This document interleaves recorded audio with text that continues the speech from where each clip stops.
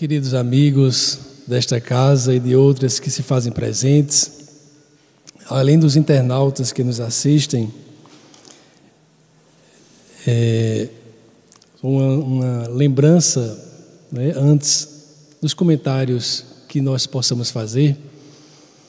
Houve, como foi comentado, um imprevisto com o nosso amigo José Otávio, que infelizmente não pôde chegar à casa em tempo, mas como sempre nós lembramos aqui na Seja, esta é uma casa de acolhimento.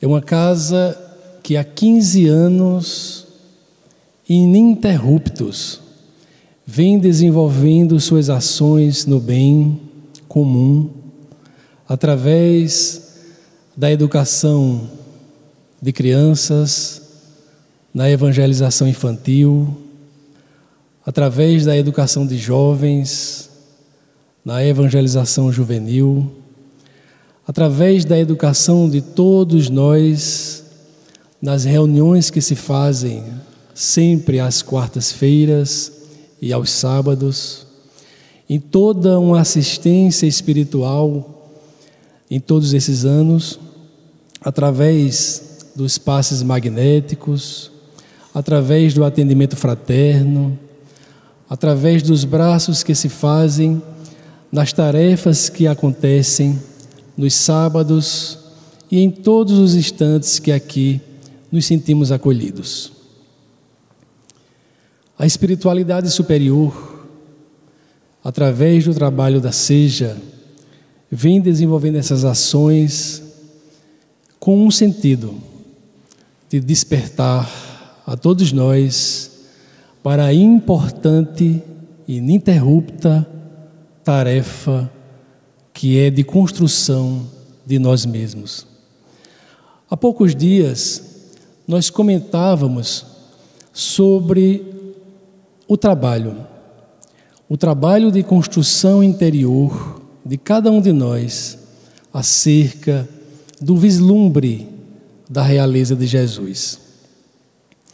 Todos nós que aqui estamos presentes temos um sentido, temos um querer, temos um desejo. Ninguém acorda diariamente para ser infeliz. Ou será? Será que hoje eu acordo dizendo: hoje eu quero ser triste, hoje eu quero ser infeliz? Eu vou procurar alguma coisa para ficar infeliz no dia de hoje. De forma alguma.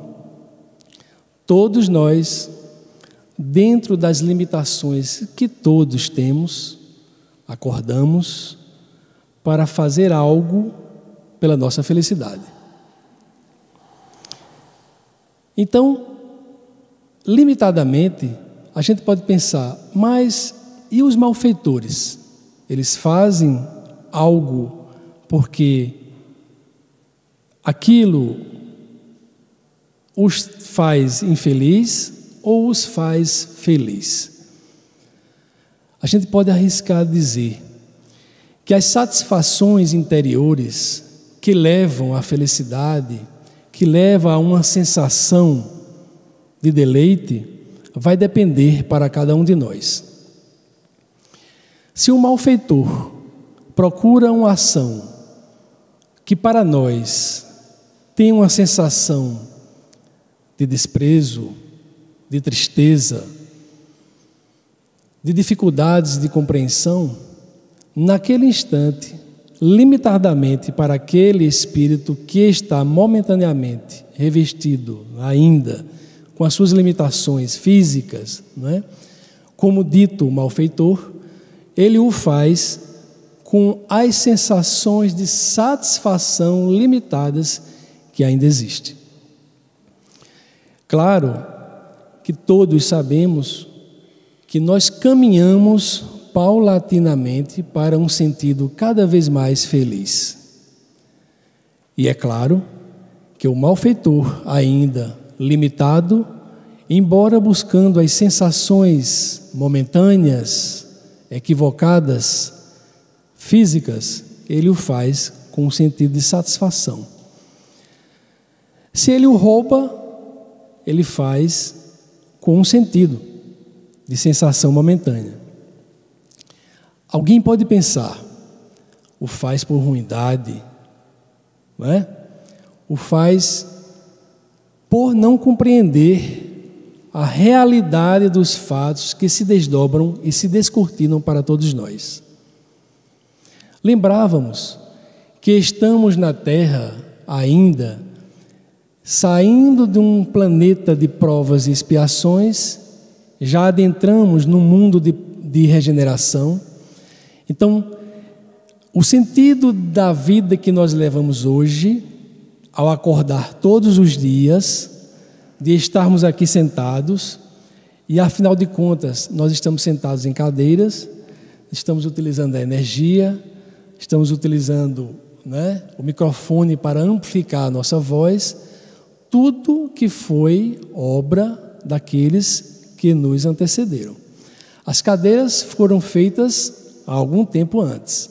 Essas paredes, essa mesa, né, a cadeira que seu Lúcio está sentado, foi feito, né, um tempo antes. Então, tudo na Terra é feita através das ações dos homens que nos antecederam.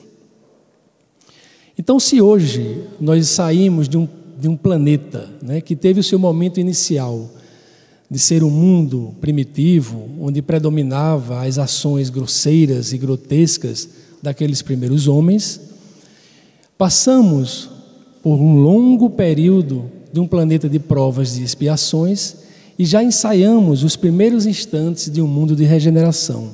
Assim, os conteúdos, né, as narrativas espíritas nos mostram.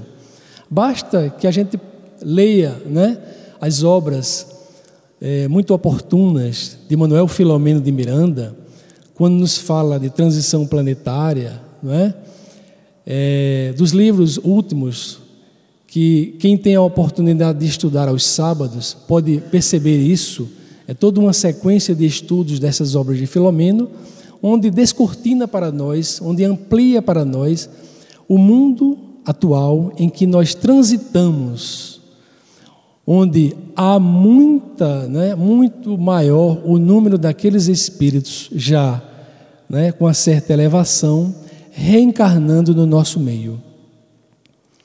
Então nós podemos já antever que a educação, a ciência, a medicina, a filosofia, a história, todas as letras, né, as ciências que nós conhecemos na Terra, estarão dando passos largos a partir dos instantes que nós estamos vivendo, e nós vamos ver grandes nomes despontar como músicos, como verdadeiros artistas, como verdadeiros cientistas e pesquisadores, psicólogos, médicos, letrados, todos aqueles juízes, e nós vemos já, né, no Brasil, operar essas ações de transformação ética, filosófica e moral que necessitamos. Então hoje nós já transitamos num amanhecer, por isso o livro de Filomeno, O Amanhecer da Nova Era, que é uma proposta de leitura para aqueles que queiram entender como nós estamos transitando na Terra. São 2 livros, Amanhecer da Nova Era e Transição Planetária, que devem ser lidos por todos nós, se não pela maioria, por todos nós espíritas, para compreendermos esse amanhecer nosso nessa transição do planeta Terra. Mas aí fica uma instigação para todos nós, que inclusive foi o motivo ontem do Evangelho no Lar, e que foi o motivo da leitura de seu Lúcio hoje à noite, quando Emmanuel nos lembra acerca do trabalho. No curso que nós fazíamos há pouco tempo, na obra Entre a Terra e o Céu, de André Luiz, quando também a benfeitora nos lembrava sobre o trabalho, agora nós podemos lembrar que importância tem o trabalho para todos nós. A benfeitora nos lembrava, nos falava dos problemas, dos perigos, da inércia em nossas vidas. A gente pode fazer uma comparação com uma máquina. Uma máquina que esteja por tempos parada, ou ela enferruja, ou ela não vai funcionar. Basta que a gente deixe alguns dias uma porta fechada, uma janela fechada, e eu arrisco dizer que essas nossas janelas aqui de cima, pelo tempo que ficaram fechadas, ela deu um pouco de trabalho para funcionar, para abrir. Da mesma forma, como um mundo, como o universo, em tudo é trabalho, desde o instante inicial, da mesma forma que conosco acontece do mesmo jeito. A inércia nos paralisa, como Blandina, no livro Entre a Terra e o Céu, nos lembrava. Coagula as sensações mais nobres que nós, que somos, como Jesus nos dizia, vós sois a luz do mundo. Ninguém acende uma candeia para colocar embaixo do alqueire, mas no velador, para que essa luz possa iluminar aonde quer que estejamos. Então, se nós somos criaturas de um Deus que é justo, misericordioso, onisciente, onipresente, soberanamente justo e bom, como lembrava numa palestra que eu havia assistido hoje à tarde, um dos vídeos de Haroldo Dutra, ele nos lembrava que Deus é sábio e por todas as características que nós conhecemos do nosso Pai e Criador, nós entendemos que somos criaturas que tendemos à perfeição. Em nós existe o germe da perfeição. E por que, aí a pergunta, por que nos demoramos na retaguarda? Por que nós não brilhamos como recomendávamos Jesus? Vós sois a luz do mundo. Farão muito mais coisas do que hoje eu faço. Jesus falava da posteridade, do acreditar em nossos potenciais, na força e na luz que nós temos para o progresso de nós mesmos. Vimos, na última vez que tivemos aqui, acerca de duas coisas, dois vícios que entravam o nosso progresso. Isso está no Livro dos Espíritos. Allan Kardec questiona o que é o maior entrave para o progresso da humanidade.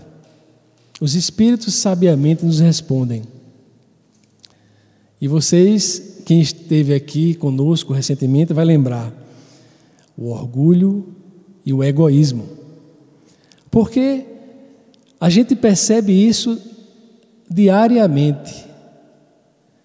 No momento em que nós reclamamos qualquer coisa, a gente vai lembrar, quando a gente reclama porque a gente gostaria de que isso fosse dessa forma e não daquela, a gente já está com uma veia desse orgulho e desse egoísmo, que é a chaga que nos obscurece o sentido evolutivo e de crescimento de todos nós. No momento em que nós paramos em fila dupla, porque é pouco tempo, eu vou resolver rapidinho, a gente deixa com que outro colega, com que outro companheiro nosso de jornada também estacione em fila dupla. E se a gente chega e tem vários carros estacionados em fila dupla e a gente também não pode estacionar em fila dupla, vem a sensação, que tem muito carro na estrada, está soltando muito carro no mundo, a gente encontra engarrafamentos. Então, assim, a gente está sempre caminhando dentro de sensações para nos priorizar em detrimento dos demais. É o egoísmo e é o orgulho, né, sendo a base ainda do entrave do nosso progresso.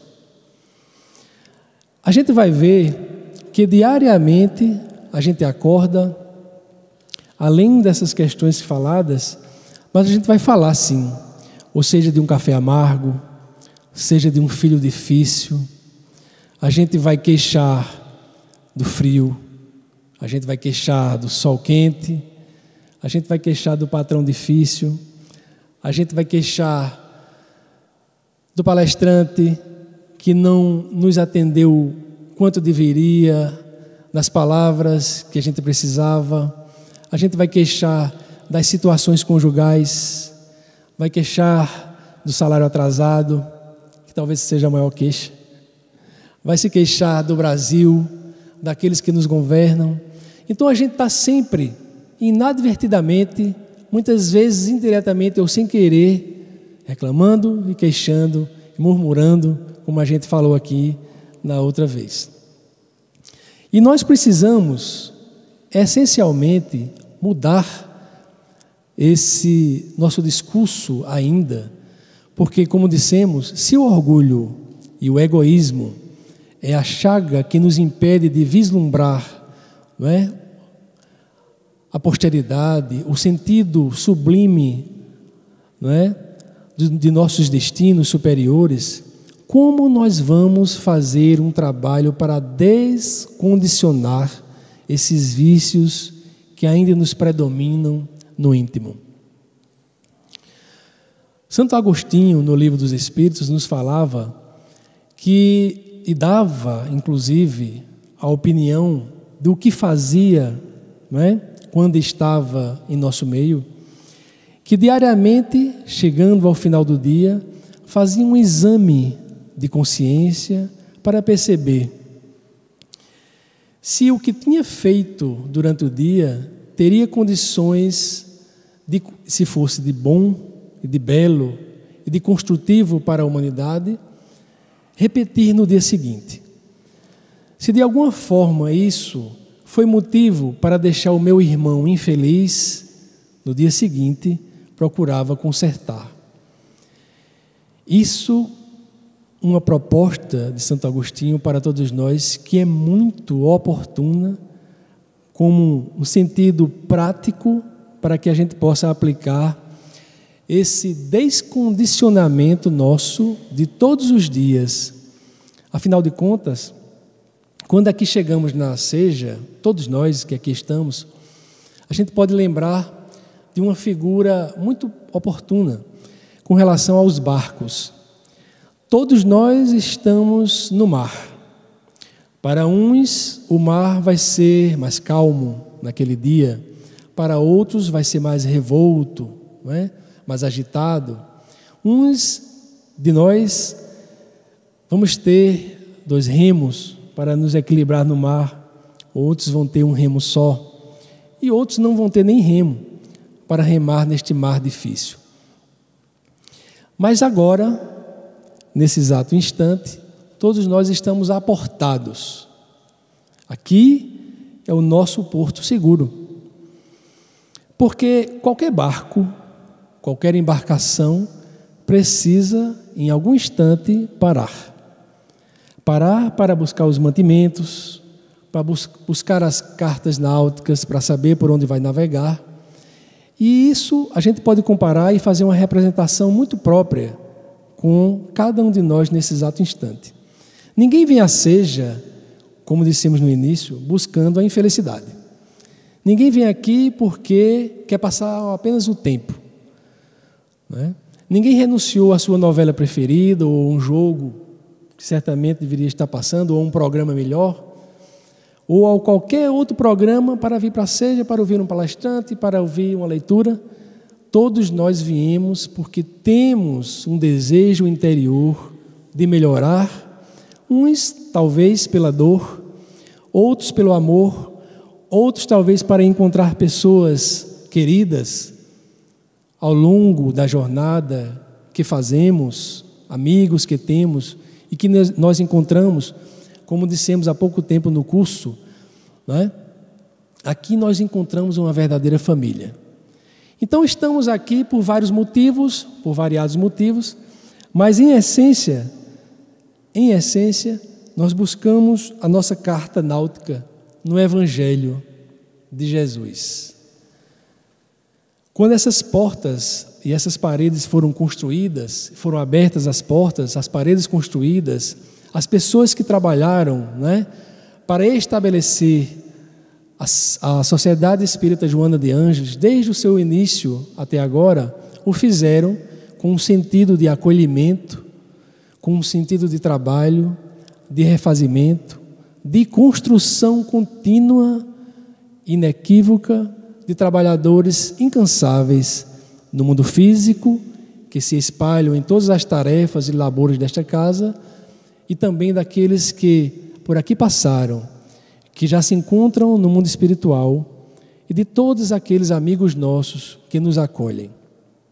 Então, nós estamos nesse exato momento aqui, fazendo tão somente o sentido maior de buscar como nós vamos voltar para os nossos mares no dia a dia, para enfrentar as nossas batalhas da navegação.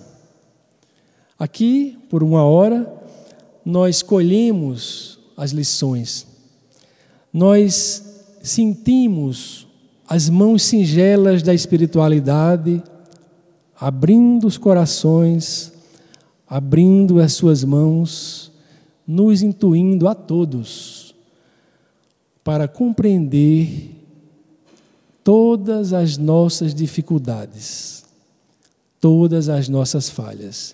Por isso que no livro de Joana de Ângeles, Seja Feliz Hoje, ela nos convida, porque nesse instante, nesse contato íntimo que nós estamos tendo agora com a espiritualidade que nos assiste, Joana de Ângeles corrobora isso nas suas lições deste livro, quando nos convida a não perder tempo. A não perder tempo com as nossas queixas, as nossas lamúrias, as nossas dificuldades do mar, porque existirão das mais diversas espécies, nós enfrentaremos diariamente. Mas o convite é para que possamos amealhar, buscar, garimpar, com a espiritualidade, o sentido que nós precisamos para buscar e enfrentar essas dificuldades. Então, Santo Agostinho, quando nos lembra do sentido prático da gente usar, do sentido de lembrar do que eu fiz durante o dia, fazer um exame de consciência, no momento do sono, de ir para a cama à noite. O que é que eu fiz de bom? Deverei repetir no dia seguinte? Vale a pena? Eu fiz algo que não foi bom para o meu irmão, para o meu companheiro, para a minha família, para o meu companheiro de trabalho? Consertarei no dia seguinte. Então a gente percebe que o convite da espiritualidade é constantemente de fazermos um exame das nossas consciências. Daí, nós sabemos que uma das maiores e grandes dificuldades que nós temos é de compreender as nossas próprias falhas. Nós somos ainda tão limitados nessa compreensão que nós carregamos muito ainda o sentimento de culpa que nos entrava. O nosso orgulho de reconhecer os nossos erros é tão grande que a gente prefere trazer o sentimento de culpa, e isso nos prejudica tanto que trava a nossa capacidade de seguir destravando o mar, acalmando o mar revolto que nós ainda precisamos navegar. Então, como é que a gente pode, fazer e agir de tal forma que a gente vá descondicionando esse peso que ainda nos marca na vida? acreditamos que cada um de nós sente esse peso, não é? Sentimos um peso que nos obscurece o sentido evolutivo nosso e de felicidade.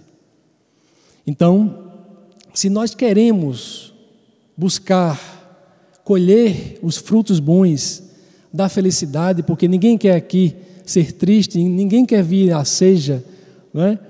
Para ser infeliz, todo mundo quer sair daqui, desse instante de congregação, muito mais leve, compreendendo qual é a mensagem da espiritualidade para todos nós.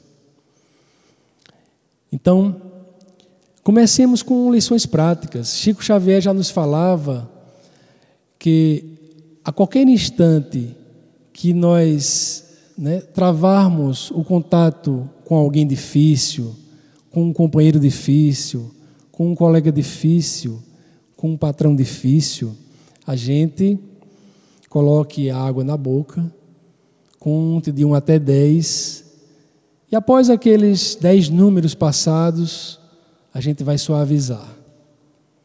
E a gente vai esquecer. Mas às vezes a gente não esquece não, né? A gente pode juntar água e depois jogar água na pessoa. Mas guardar a água pode até contar até mais vezes. Às vezes a gente até 10 não está suficientemente tranquilo para suportar a agressão. Conta mais vezes. Mas é a lembrança que Chico Xavier nos traz para ter paciência. Ou seja, como aqui foi nos lembrado em outra vez um amigo nosso, companheiro nosso, de trabalho no bem, André Luiz Peixinho, nos falava que tudo que nos acontece é justo, merecido e necessário.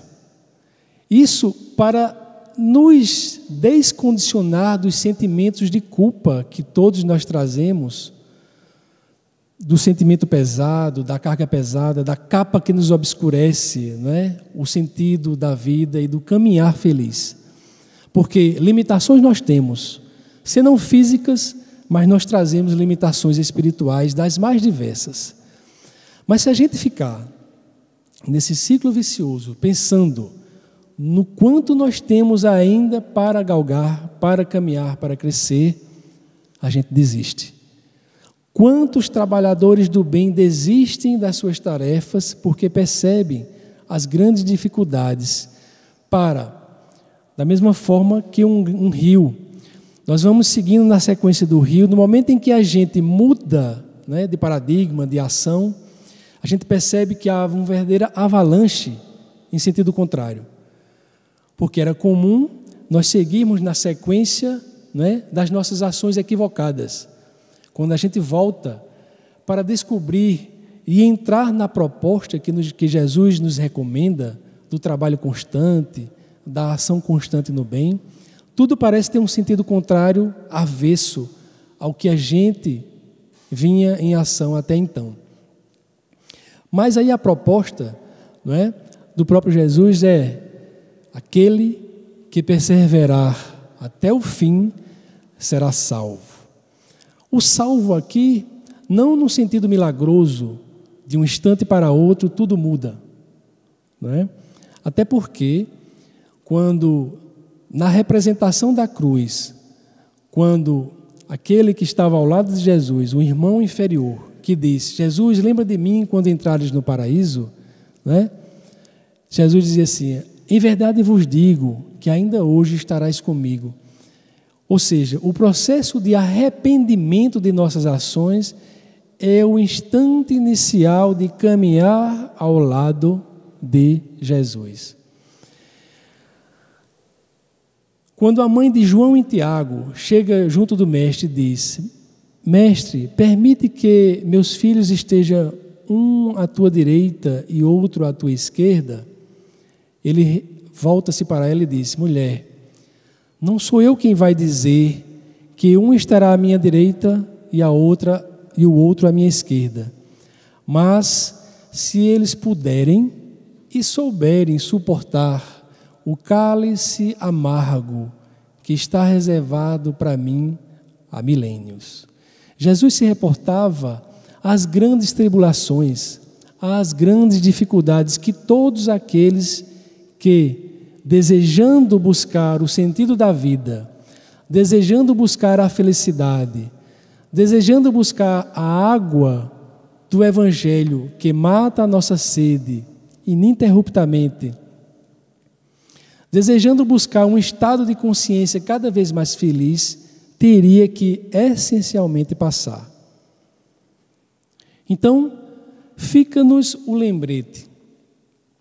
As dificuldades que todos nós trazemos, que os trabalhadores do bem enfrentam, que todos aqueles que desejamos mudanças enfrentamos, são as mais diversas e, portanto, necessárias. Porque a gente penetra em todo um arcabouço que até então não conhecíamos. Hoje, compreendendo a doutrina dos Espíritos, que nos lembra que as nossas vidas não são apenas essas que estão aqui, do berço nosso, né, ao túmulo, de seu Lúcio, que tem o quê? 17 anos, né, seu Lúcio? Tão pouco tempo, né, seu Lúcio? De vida. As nossas vidas, do berço ao túmulo, são apenas fagulhas de tempo da quantidade de existências que nós já trazemos. Então,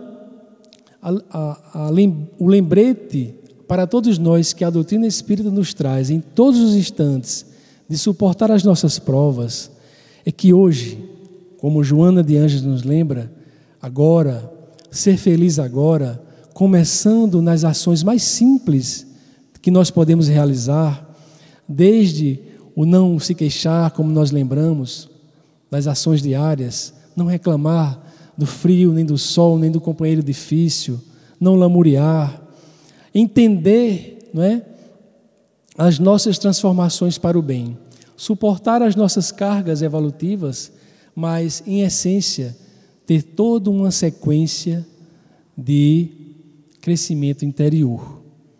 São difíceis? Enfrentar problemas, aí alguém pode dizer, mas é porque você não sabe o quanto eu passo. É aquela mesma figura da grama do vizinho, né? A gente imaginar que a vida do outro é diferente, não tem problemas, é muito fácil, e às vezes a gente quer a vida do outro. Mas os problemas nossos, e por isso estamos aqui, são os mais diversos. Então o convite da casa é de constante ação no bem. A inércia nossa, nós devemos paulatinamente compreender, não é? Que precisamos deixar de lado, empreender a nossa marcha evolutiva para o bom, o belo e o melhor de nós mesmos. Temos dificuldades? Sim, mas são dificuldades superáveis. Divaldo Pereira Franco, certa vez, em uma de suas palestras, nos lembrava: os erros são irrecuperáveis. Nós não recuperamos o tempo das ações equivocadas nossas ao longo da história. Nós não podemos apagar, não podemos passar uma borracha nos nossos erros. Porém, eles são reparáveis. Todos nós temos condições de reparar os nossos equívocos, os nossos erros, os nossos desacertos do caminho. E lembrando de uma das frases mais notáveis de Chico Xavier, ele nos dizia: ninguém pode voltar atrás e fazer um novo começo, mas qualquer um pode começar agora e fazer um novo fim. Então, que possamos, de posse dessas mensagens de nossos amigos espirituais, Joana de Ângeles, Chico Xavier, que se doou como uma vela constante em vida, consumindo-se aos poucos para iluminar a vida de todos, possamos nos lembrar como figuras oportunas, inesquecíveis de nossas vidas, lembrando Jesus em cada dia dessas nossas navegações difíceis. E por último, lembrar, se é difícil a vida, lembrar de Joana, quando nos dizia: o mal que me fazem não me faz mal. O mal que me faz mal é o mal que eu faço, porque me torna um homem mau. Que Jesus nos abençoe a todos.